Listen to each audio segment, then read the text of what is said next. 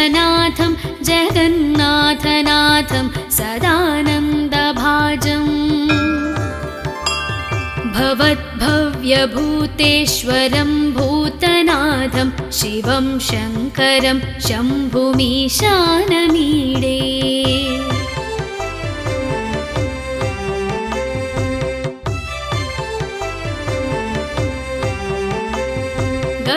गळेरुण्डमालं तनौ सर्पजालं महाकालकालं गणेशाधिपालम् जटाजूटगङ्गोत्तरङ्गैर्विशालं शिवं शङ्करं शम्भुमीशानमीडे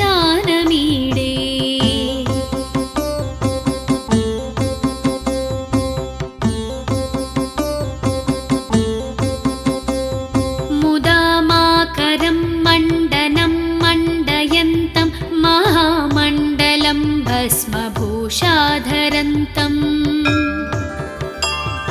अनादिं ह्यपारं महामोहमारं शिवं शङ्करं शम्भुमीशानमीडे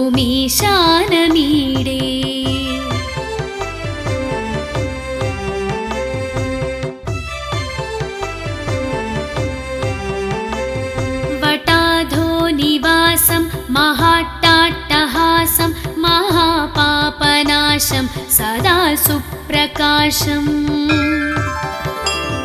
गिरीशं गणेशं सुरेशं महेशं शिवं शङ्करं शम्भुमीशानमीडे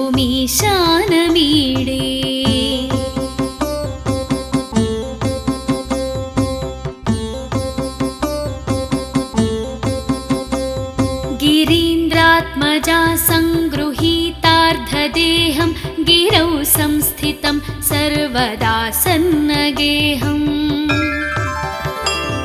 परब्रह्म ब्रह्मादिभिर्वन्द्यमानं शिवं शङ्करं शम्भुमीशानमीडे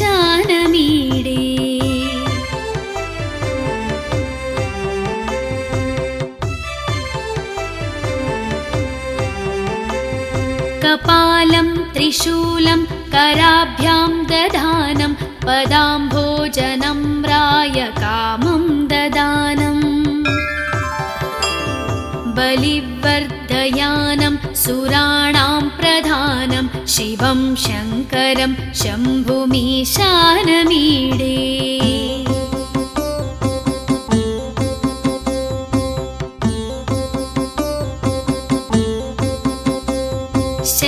शरश्चन्द्रगात्रं गणानन्दपात्रं त्रिनेत्रं पवित्रं धनेशस्य मित्रम् अपर्णाकलत्रं सदा सच्चरित्रं शिवं शङ्करं शम्भुमीशानमीडे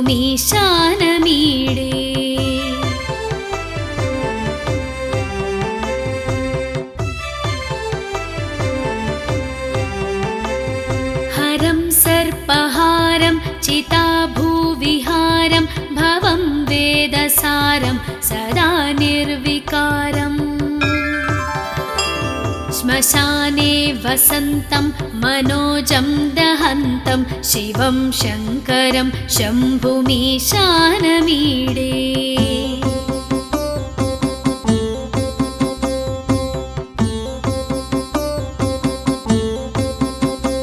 स्तवं यः प्रभाते नरः शूलपाणे पठेत् सर्वदा भर्गभावानुरक्तः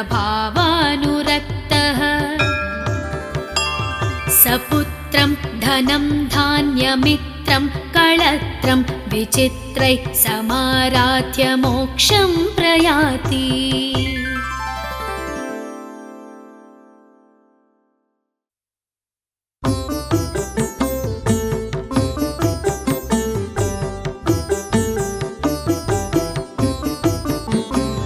प्रभुं प्राणनाथं विभुं विश्वनाथं जगन्नाथनाथं सदानन्दभाजम् भवद्भव्यभूतेश्वरं भूतनाथं शिवं शङ्करं शम्भुमीशानमीडे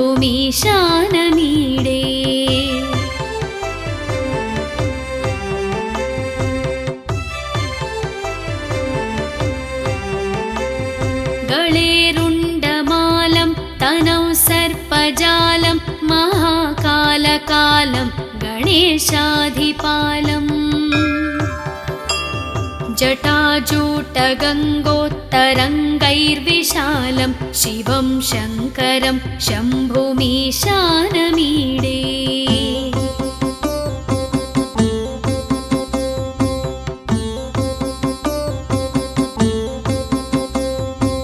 मुदामाकरं मण्डनं मण्डयन्तं महामण्डलं भस्मभूषाधरन्तम् अनादिं ह्यपारं महामोहमारं शिवं शङ्करं शम्भुमीशानमीडे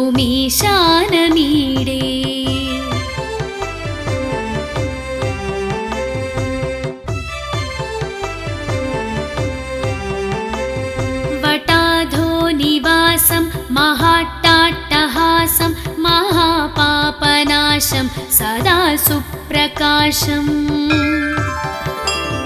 गिरीशं गणेशं सुरेशं महेशं शिवं शङ्करं शम्भुमीशानमीडे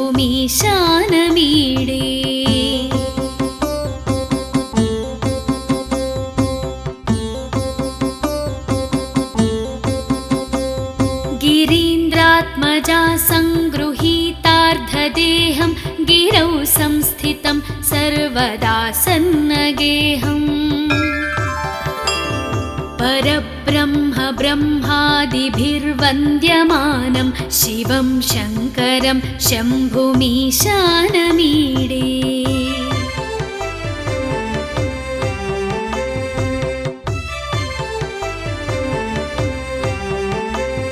कपालं त्रिशूलं कराभ्यां दधानं पदाम्भोजनं रायकामं ददानम् बलिवर्धयानं सुराणां प्रधानं शिवं शङ्करं शम्भुमीशानमीडे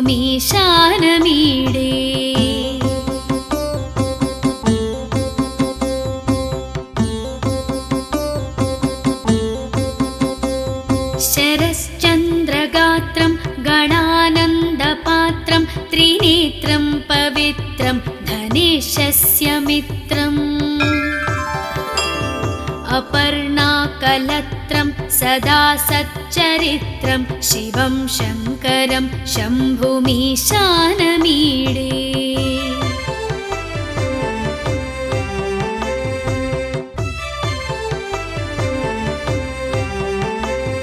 हरं सर्पहारं चिताभूविहारं भवं वेदसारं सदा निर्विकारम् श्मशाने वसन्तं मनोजं दहन्तं शिवं शङ्करं शम्भुमीशानमीडे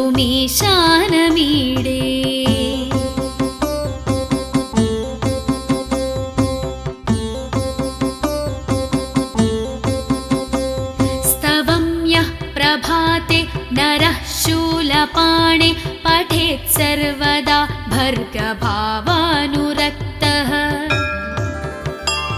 सपुत्रं धनं धान्यमित्रं कळत्रं विचित्रैः समाराध्य मोक्षं प्रयाति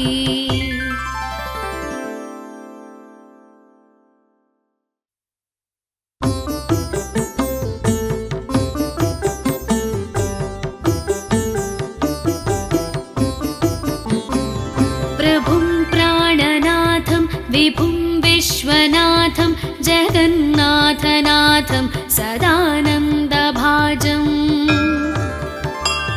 भवद्भव्यभूतेश्वरं भूतनाथं शिवं शङ्करं शम्भुमीशानमीडे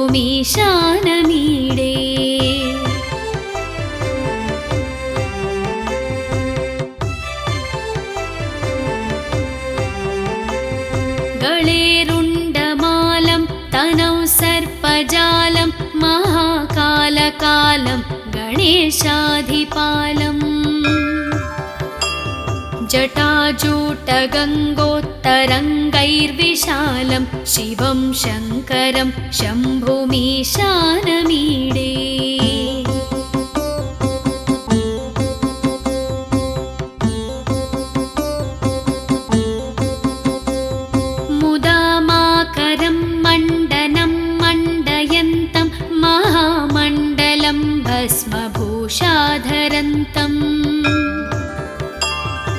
अनादिं ह्यपारं महामोहमारं शिवं शङ्करं शम्भुमीशानमीडे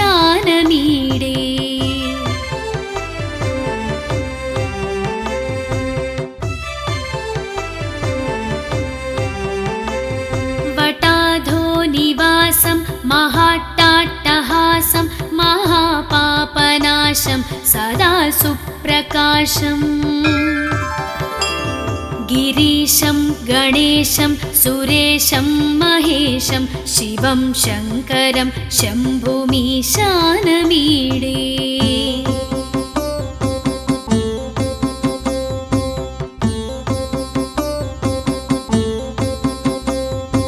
गिरीन्द्रात्मजा सङ्गृहीतार्धदेहं गिरौ संस्थितं सर्वदा सन्नगेहम्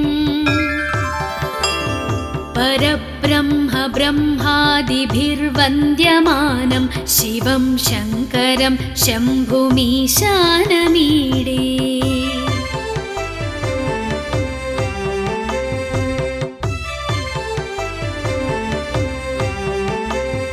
कपालं त्रिशूलं कराभ्यां दधानं पदाम्भोजनं रायकामं ददानम् बलिवर्धयानं सुराणां प्रधानं शिवं शङ्करं शम्भुमीशानमीडे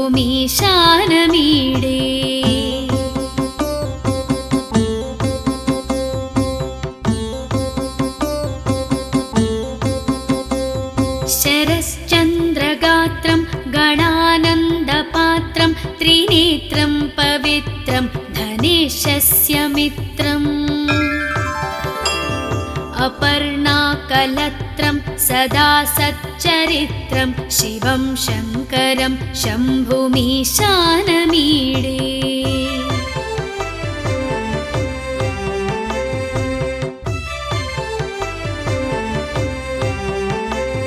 हरं सर्पहारं चिताभूविहारं भवं वेदसारं सदा निर्विकारम्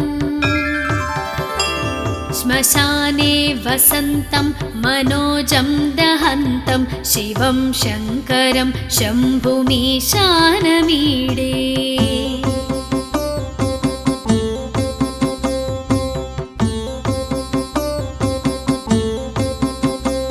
स्तवं यः प्रभाते नरः शूलपाणे पठेत् सर्वदा भर्गभावानुरक्तः सपुत्रं धनं धान्यमित्रं कळत्रं विचित्रैः समाराध्य मोक्षं प्रयाति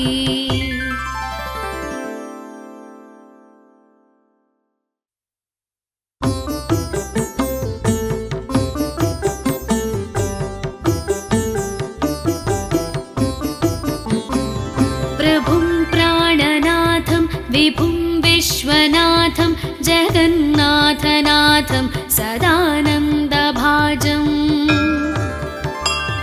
भवद्भव्यभूतेश्वरं भूतनाथं शिवं शङ्करं शम्भुमीशानमीडे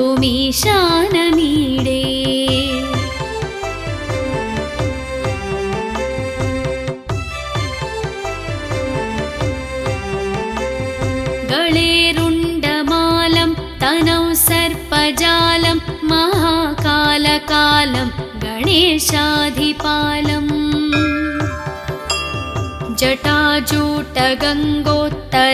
जटाजूटगङ्गोत्तरङ्गैर्विशालं शिवं शङ्करं शम्भुमीशानमीडे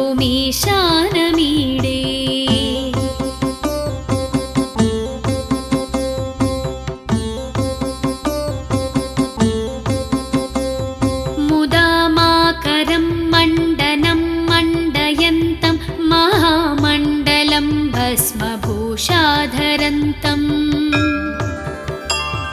अनादिं ह्यपारं महामोहमारं शिवं शङ्करं शम्भुमीशानमीडे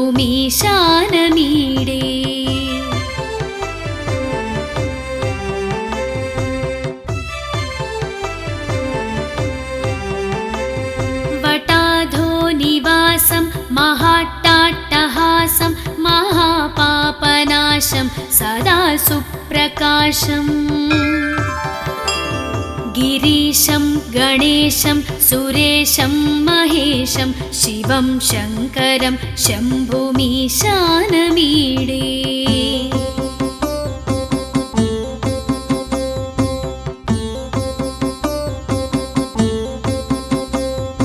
गिरीन्द्रात्मजा सङ्गृहीतार्धदेहं गिरौ संस्थितं सर्वदा सन्नगेहम् परब्रह्म ब्रह्मादिभिर्वन्द्यमानं शिवं शङ्करं शम्भुमीशानमीडे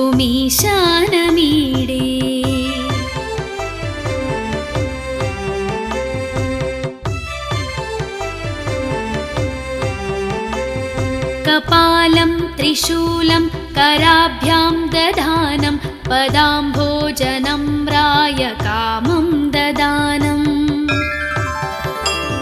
बलिवर्धयानं सुराणां प्रधानं शिवं शङ्करं शम्भुमीशानमीडे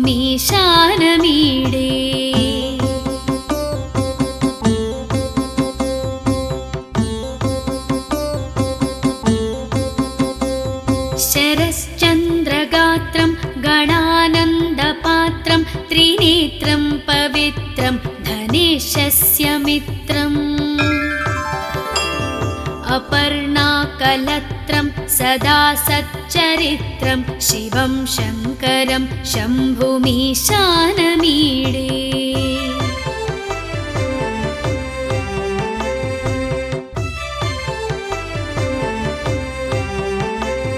हरं सर्पहारं चिताभूविहारं भवं वेदसारं सदा निर्विकारम् श्मशाने वसन्तं मनोजं दहन्तं शिवं शङ्करं शम्भुमीशानमीडे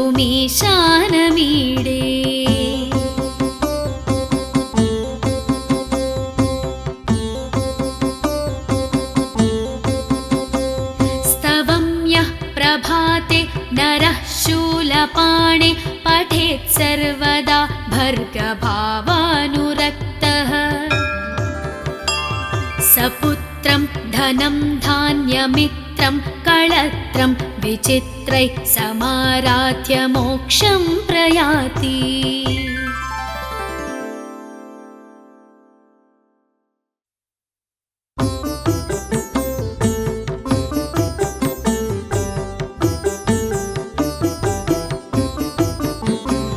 प्रभुं प्राणनाथं विभुं विश्वनाथं जगन्नाथनाथं सदानन्दभाजम् भवद्भव्यभूतेश्वरं भूतनाथं शिवं शङ्करं शम्भुमीशानमीडे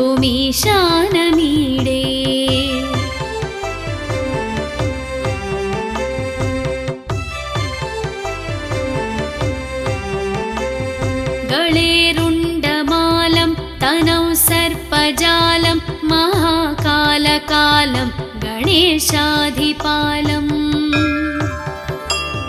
जटाजूटगङ्गोत्तरङ्गैर्विशालं शिवं शङ्करं शम्भुमीशानमीडे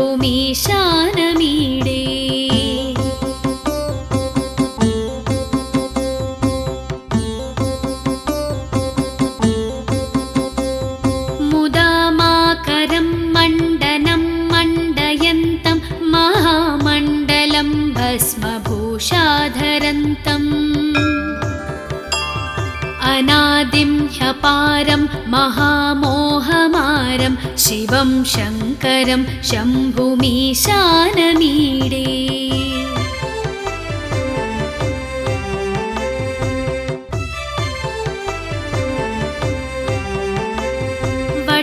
वटाधोनिवासं महाट्टाट्टहासं महापापनाशं सदा सुप्रकाशम् गिरीशं गणेशं सुरेशं महेशं शिवं शङ्करं शम्भुमीशानमीडे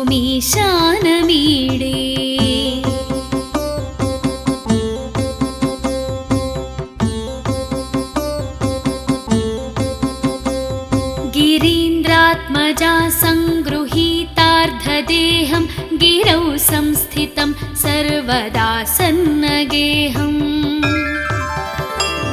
परब्रह्म ब्रह्मादिभिर्वन्द्यमानं शिवं शङ्करं शम्भुमीशानमीडे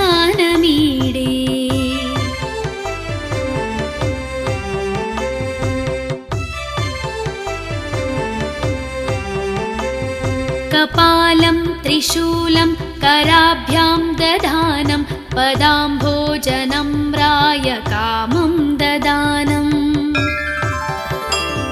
बलिवर्धयानं सुराणां प्रधानं शिवं शङ्करं शम्भुमीशानमीडे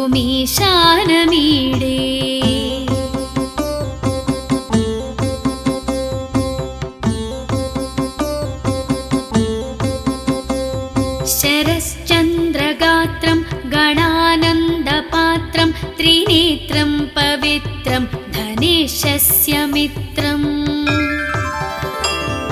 अपर्णाकलत्रं सदा सच्चरित्रं शिवं शङ्करं शम्भुमीशानमीडे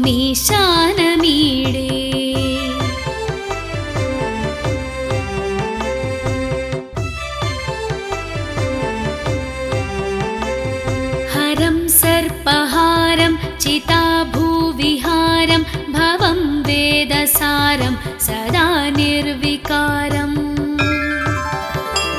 श्मशाने वसन्तं मनोजं दहन्तं शिवं शङ्करं शम्भुमीशानमीडे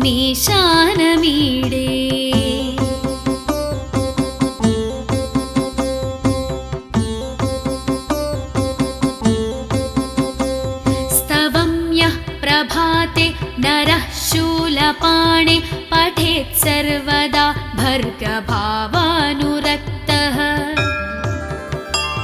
सपुत्रं धनं धान्यमित्रं कळत्रं विचित्रैः समाराध्य मोक्षं प्रयाति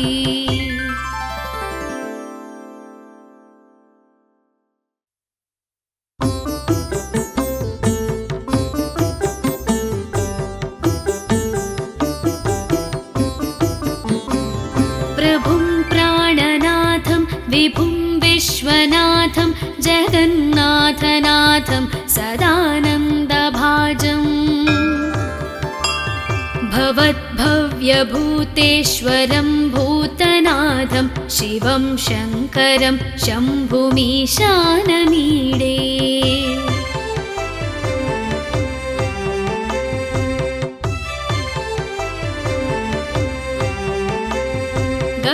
गळेरुण्डमालं तनौ सर्पजालं महाकालकालं गणेशाधिपालम्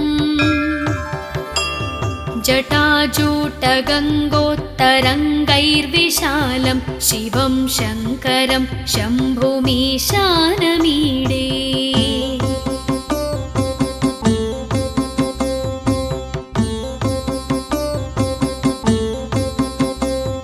मुदामाकरं मण्डनं मण्डयन्तं महामण्डलं भस्मभूषाधरन्तम् अनादिं ह्यपारं महामोहमारं शिवं शङ्करं शम्भुमीशानमीडे।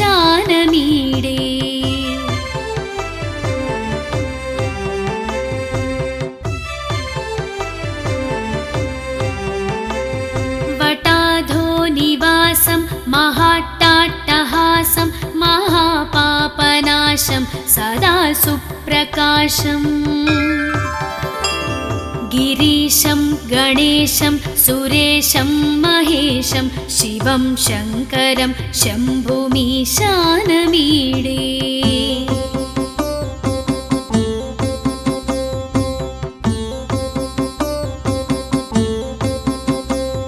गिरीन्द्रात्मजा सङ्गृहीतार्धदेहं गिरौ संस्थितं सर्वदा सन्नगेहम्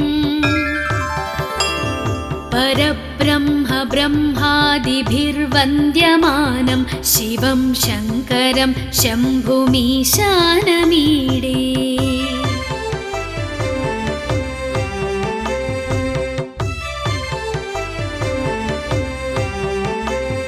कपालं त्रिशूलं कराभ्यां दधानं पदाम्भोजनम्राय कामं ददानम्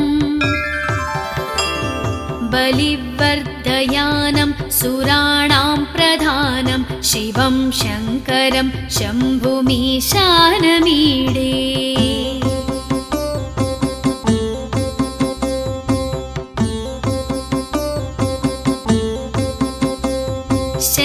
शरश्चन्द्रगात्रं गणानन्दपात्रं त्रिनेत्रं पवित्रं धनेशस्य मित्रम् अपर्णाकलत्रं सदा सच्चरित्रं शिवं शङ्करं शम्भुमीशानमीडे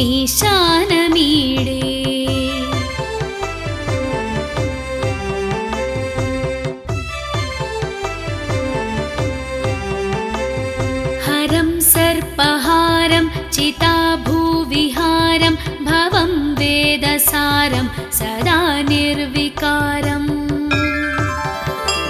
श्मशाने वसन्तं मनोजं दहन्तं शिवं शङ्करं शम्भुमीशानमीडे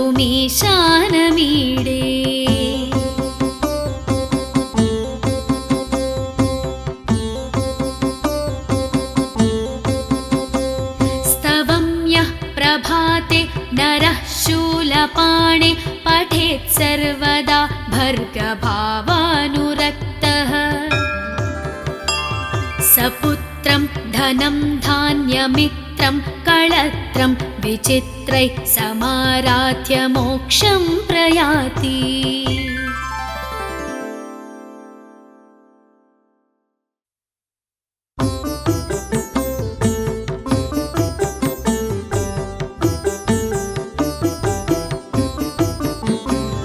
प्रभुं प्राणनाथं विभुं विश्वनाथं जगन्नाथनाथं सदानन्दभाजम् भवद्भव्यभूतेश्वरं भूतनाथं शिवं शङ्करं शम्भुमीशानमीडे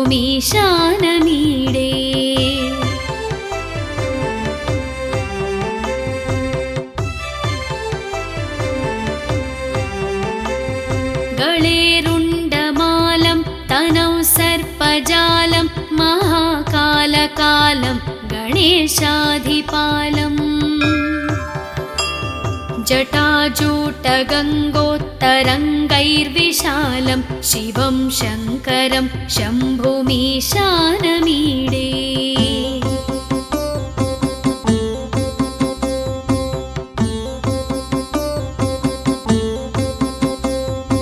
मुदामाकरं मण्डनं मण्डयन्तं महामण्डलं भस्मभूषाधरन्तम् अनादिं ह्यपारं महामोहमारं शिवं शङ्करं शम्भुमीशानमीडे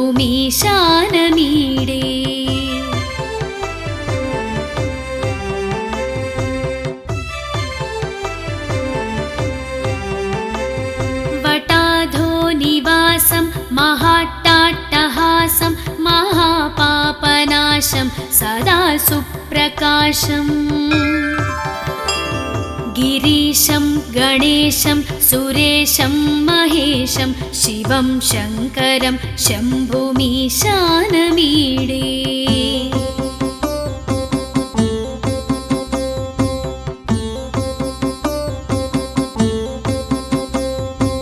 गिरीन्द्रात्मजा सङ्गृहीतार्धदेहं गिरौ संस्थितं सर्वदा सन्नगेहम्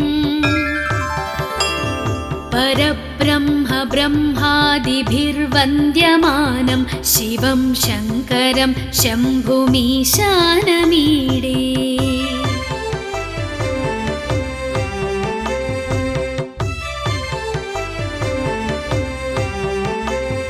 कपालं त्रिशूलं कराभ्यां दधानं पदाम्भोजनम्राय कामं ददानम् बलिवर्धयानं सुराणां प्रधानं शिवं शङ्करं शम्भुमीशानमीडे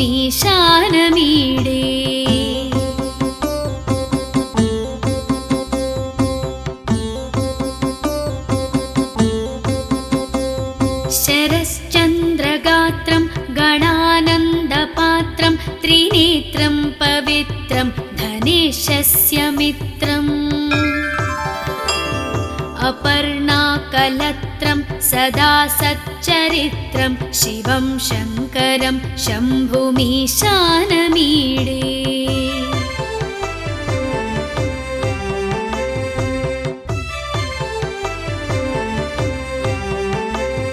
हरं सर्पहारं चिताभूविहारं भवं वेदसारं सदा निर्विकारम्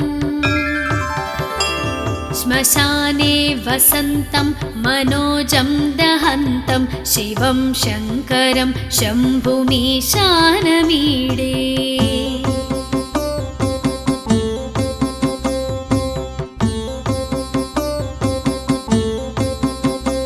स्तवं यः प्रभाते नरः शूलपाणे पठेत् सर्वदा भर्गभावानुरक्तः सपुत्रं धनं धान्यमित्रं कळत्रं विचित्रैः समाराध्य मोक्षं प्रयाति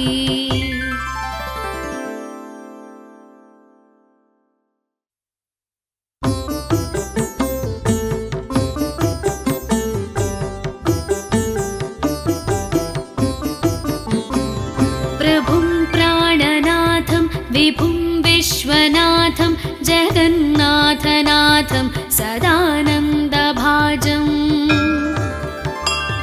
भवद्भव्यभूतेश्वरं भूतनाथं शिवं शङ्करं शम्भुमीशानमीडे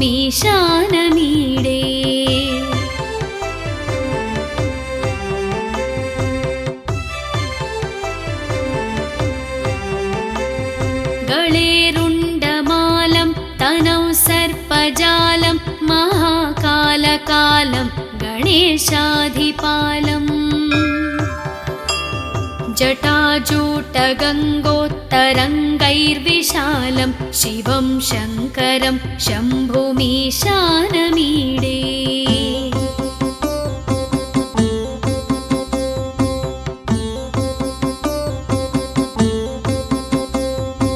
मुदामाकरं मण्डनं मण्डयन्तं महामण्डलं भस्मभूषाधरन्तम् अनादिं ह्यपारं महामोहमारं शिवं शङ्करं शम्भुमीशानमीडे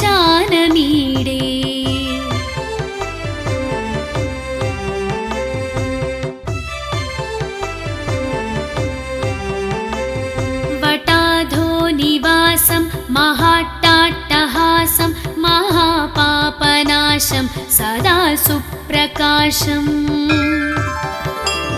गिरीशं गणेशं सुरेशं महेशं शिवं शङ्करं शम्भुमीशानमीडे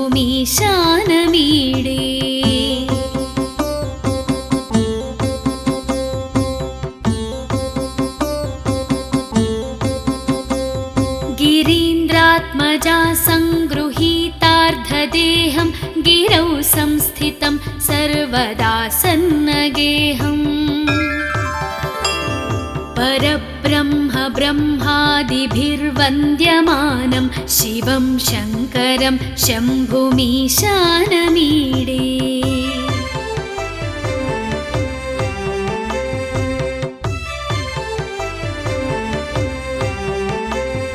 कपालं त्रिशूलं कराभ्यां दधानं पदाम्भोजनं रायकामं ददानम् बलिवर्धयानं सुराणां प्रधानं शिवं शङ्करं शम्भुमीशानमीडे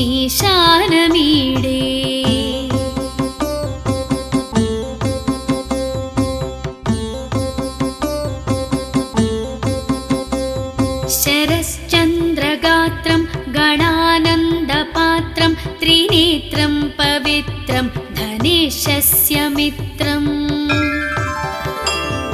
अपर्णाकलत्रं सदा सच्चरित्रं शिवं शङ्करं शम्भुमीशानमीडे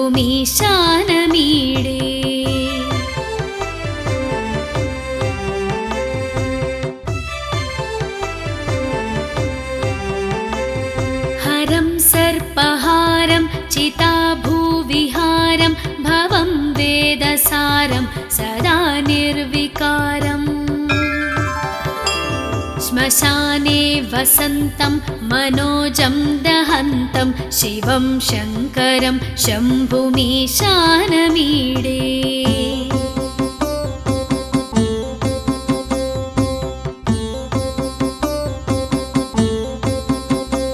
स्तवं यः प्रभाते नरः शूलपाणे पठेत् सर्वदा भर्गभावानुरक्तः सपुत्रं धनं धान्यमित्रं कळत्रं विचित्रैः समाराध्य मोक्षं प्रयाति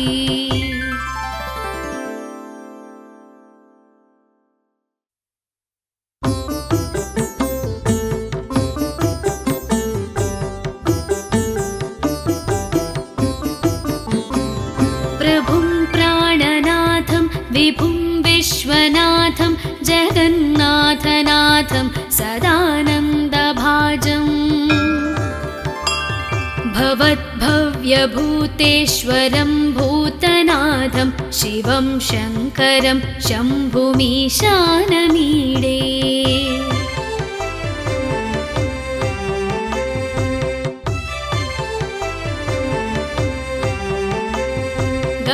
गळेरुण्डमालं तनौ सर्पजालं महाकालकालं गणेशाधिपालम् जटाजूटगङ्गोत्तरङ्गैर्विशालं शिवं शङ्करं शम्भुमीशानमीडे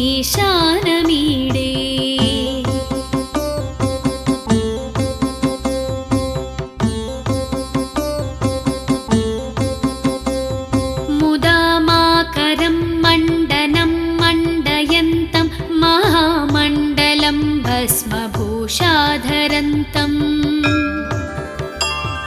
अनादिं ह्यपारं महामोहमारं शिवं शङ्करं शम्भुमीशानमीडे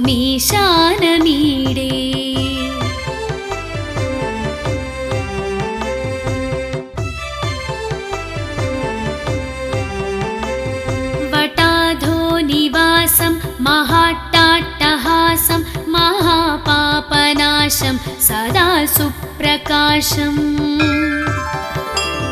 गिरीशं गणेशं सुरेशं महेशं शिवं शङ्करं शम्भुमीशानमीडे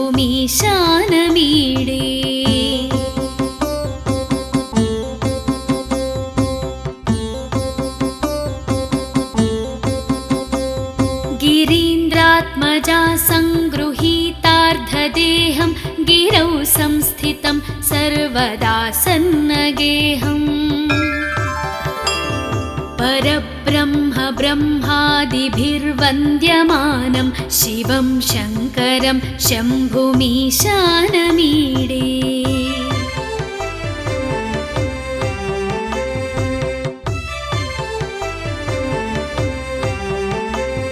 कपालं त्रिशूलं कराभ्यां दधानं पदाम्भोजनं रायकामं ददानम् बलिवर्धयानं सुराणां प्रधानं शिवं शङ्करं शम्भुमीशानमीडे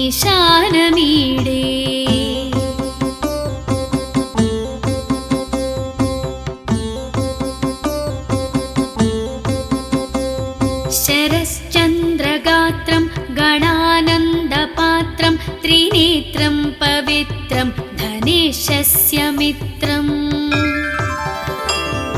अपर्णाकलत्रं सदा सच्चरित्रं शिवं शङ्करं शम्भुमीशानमीडे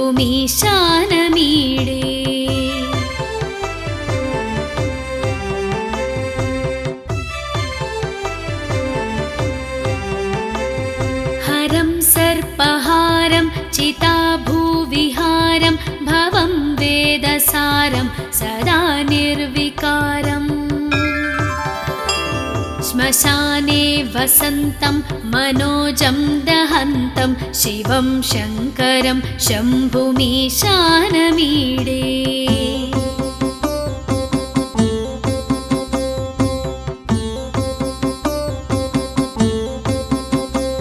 स्तवं यः प्रभाते भर्गभावानुरक्तः सपुत्रं धनं धान्यमित्रं कळत्रं विचित्रैः समाराध्य मोक्षं प्रयाति।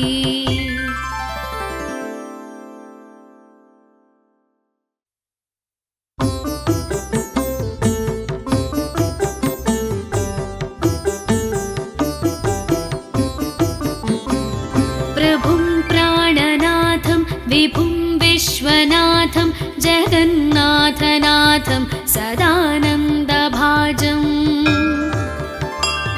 भवद्भव्यभूतेश्वरं भूतनाथं शिवं शङ्करं शम्भुमीशानमीडे।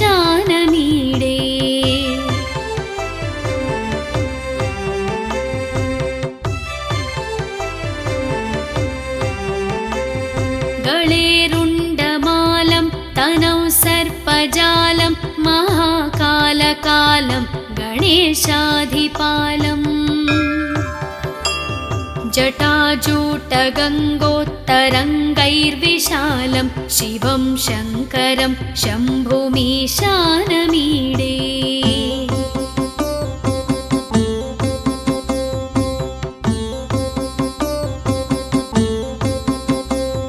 मुदामाकरं मण्डनं मण्डयन्तं महामण्डलं भस्मभूषाधरन्तम् अनादिं ह्यपारं महामोहमारं शिवं शङ्करं शम्भुमीशानमीडे।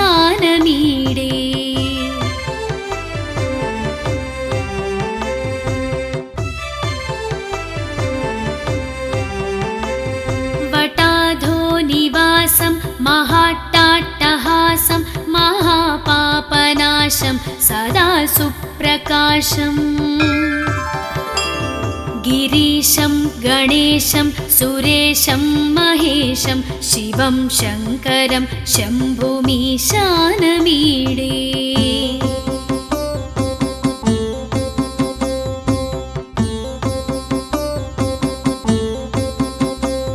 गिरीन्द्रात्मजा सङ्गृहीतार्धदेहं गिरौ संस्थितं सर्वदा सन्नगेहम् परब्रह्म ब्रह्मादिभिर्वन्द्यमानं शिवं शङ्करं शम्भुमीशानमीडे।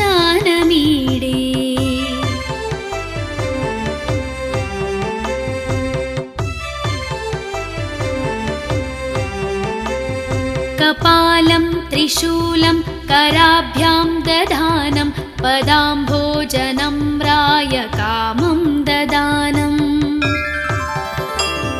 बलिवर्धयानं सुराणां प्रधानं शिवं शङ्करं शम्भुमीशानमीडे।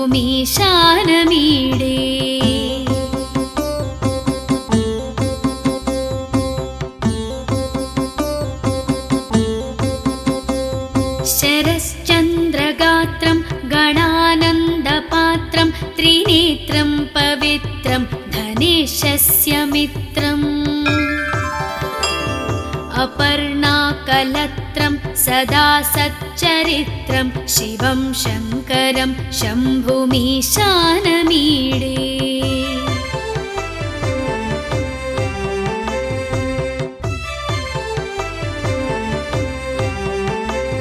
हरं सर्पहारं चिताभूविहारं भवं वेदसारं सदा निर्विकारम्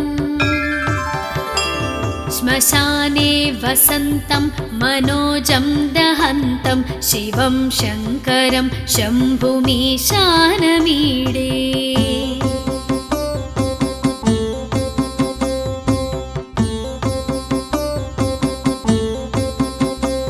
स्तवं यः प्रभाते नरः शूलपाणे पठेत् सर्वदा भर्गभावानुरक्तः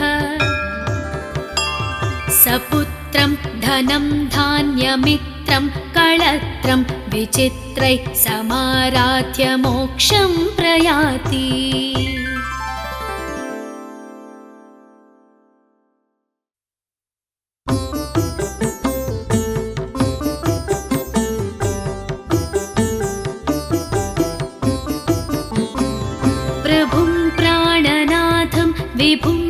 विश्वनाथं जगन्नाथनाथं सदानन्दभाजम्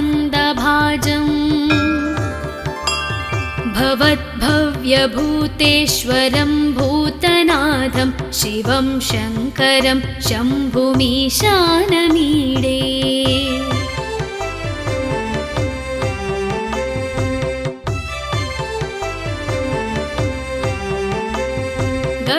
गळेरुण्डमालं तनौ सर्पजालं महाकालकालं गणेशाधिपालम् जटाजूटगङ्गोत्तरङ्गैर्विशालं शिवं शङ्करं शम्भुमीशानमीडे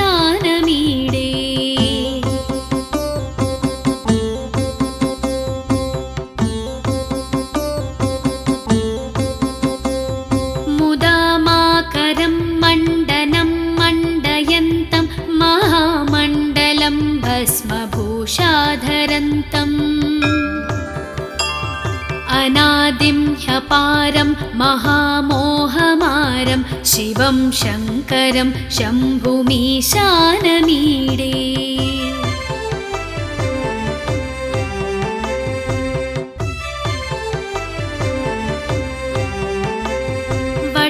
वटाधोनिवासं महाट्टाट्टहासं महापापनाशं सदा सुप्रकाशम्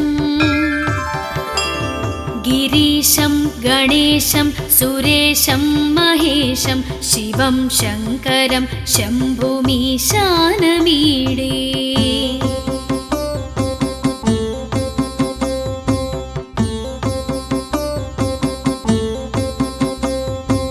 गिरीन्द्रात्मजा सङ्गृहीतार्धदेहं गिरौ संस्थितं सर्वदा सन्नगेहम् परब्रह्म ब्रह्मादिभिर्वन्द्यमानं शिवं शङ्करं शम्भुमीशानमीडे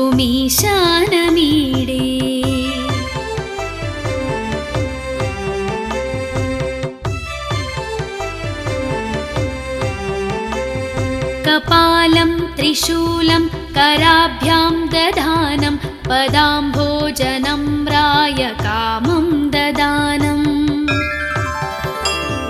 बलिवर्धयानं सुराणां प्रधानं शिवं शङ्करं शम्भुमीशानमीडे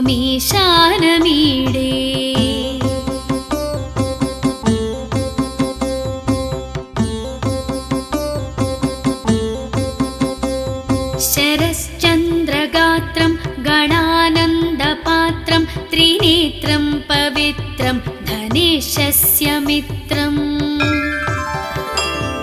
अपर्णाकलत्रं सदा सच्चरित्रं शिवं शङ्करं शम्भुमीशानमीडे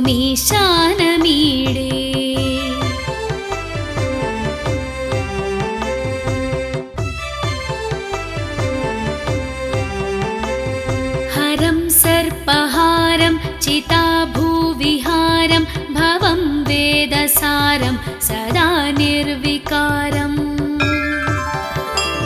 श्मशाने वसन्तं मनोजं दहन्तं शिवं शङ्करं शम्भुमीशानमीडे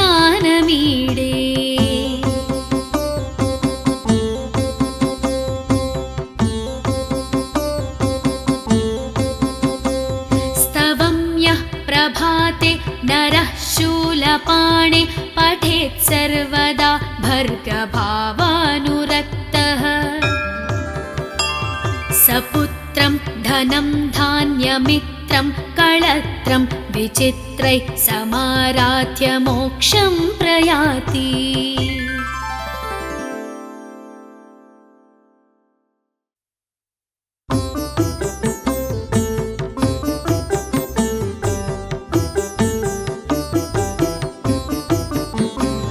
प्रभुं प्राणनाथं विभुं विश्वनाथं जगन्नाथनाथं सदानन्दभाजम् भवद्भव्यभूतेश्वरं भूतनाथं शिवं शङ्करं शम्भुमीशानमीडे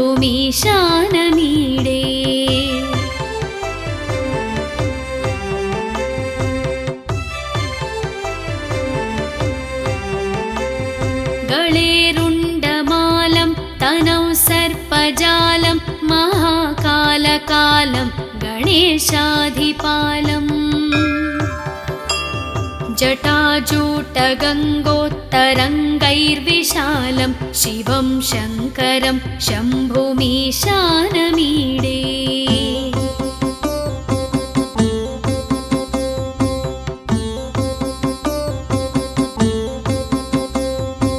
मुदामाकरं मण्डनं मण्डयन्तं महामण्डलं भस्मभूषाधरन्तम् अनादिं ह्यपारं महामोहमारं शिवं शङ्करं शम्भुमीशानमीडे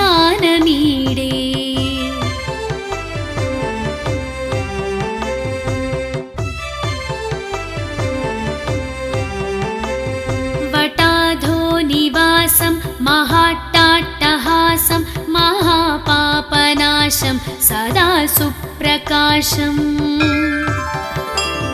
गिरीशं गणेशं सुरेशं महेशं शिवं शङ्करं शम्भुमीशानमीडे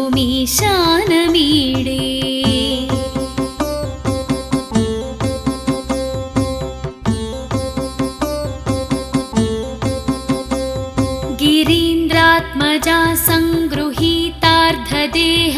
गिरौ संस्थितं सर्वदा सन्नगेहम्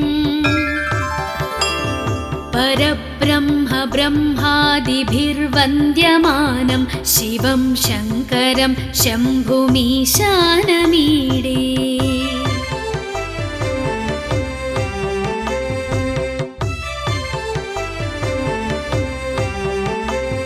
कपालं त्रिशूलं कराभ्यां दधानं पदाम्भोजनं रायकामं ददानम्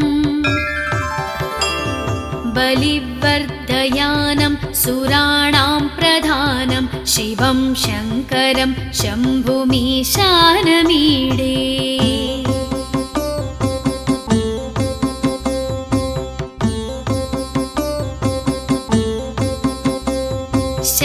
शरश्चन्द्रगात्रं गणानन्दपात्रं त्रिनेत्रं पवित्रं धनेशस्य मित्रम्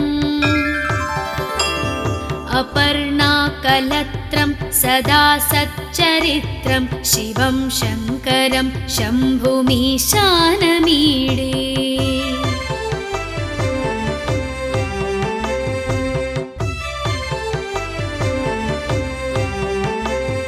हरं सर्पहारं चिताभूविहारं भवं वेदसारं सदा निर्विकारम् श्मशाने वसन्तं मनोजं दहन्तं शिवं शङ्करं शम्भुमीशानमीडे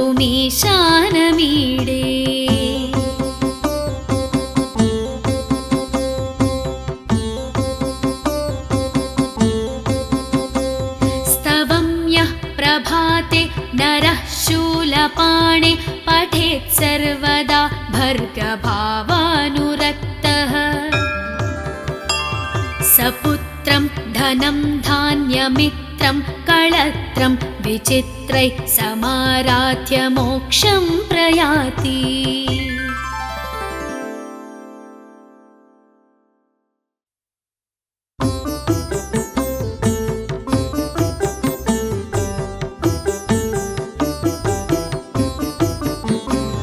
प्रभुं प्राणनाथं विभुं विश्वनाथं जगन्नाथनाथं सदानन्दभाजम्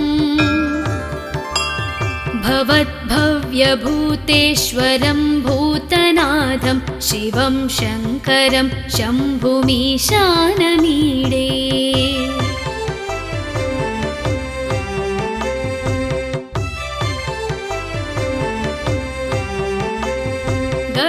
गळेरुण्डमालं तनौ सर्पजालं महाकालकालं गणेशाधिपालम् जटाजूटगङ्गोत्तरङ्गैर्विशालं शिवं शङ्करं शम्भुमीशानमीडे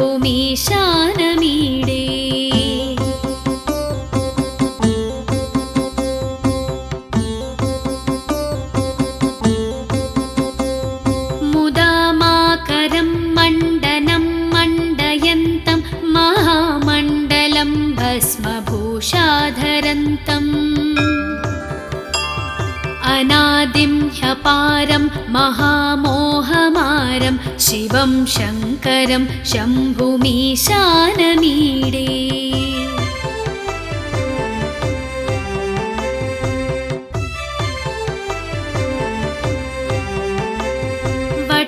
वटाधोनिवासं महाट्टाट्टहासं महापापनाशं सदा सुप्रकाशम् गिरीशं गणेशं सुरेशं महेशं शिवं शङ्करं शम्भुमीशानमीडे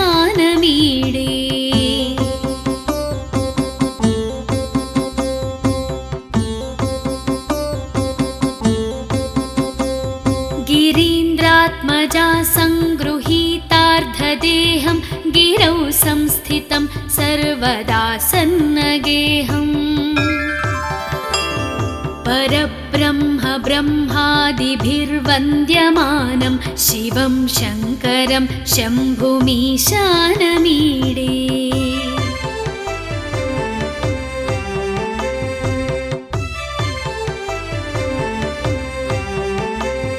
कपालं त्रिशूलं कराभ्यां दधानं पदाम्भोजनं रायकामं ददानम् बलिवर्धयानं सुराणां प्रधानं शिवं शङ्करं शम्भुमीशानमीडे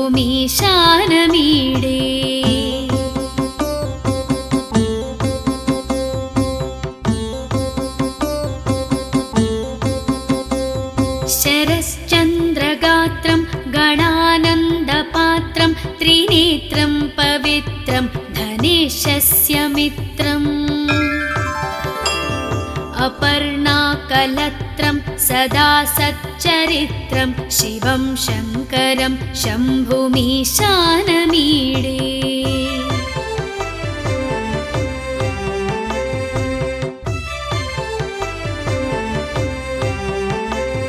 हरं सर्पहारं चिताभूविहारं भवं वेदसारं सदा निर्विकारम् श्मशाने वसन्तं मनोजं दहन्तं शिवं शङ्करं शम्भुमीशानमीडे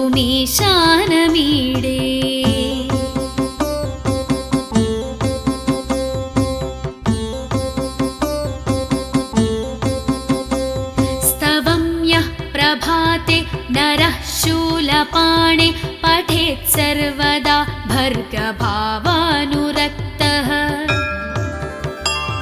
सपुत्रं धनं धान्यमित्रं कळत्रं विचित्रैः समाराध्य मोक्षं प्रयाति।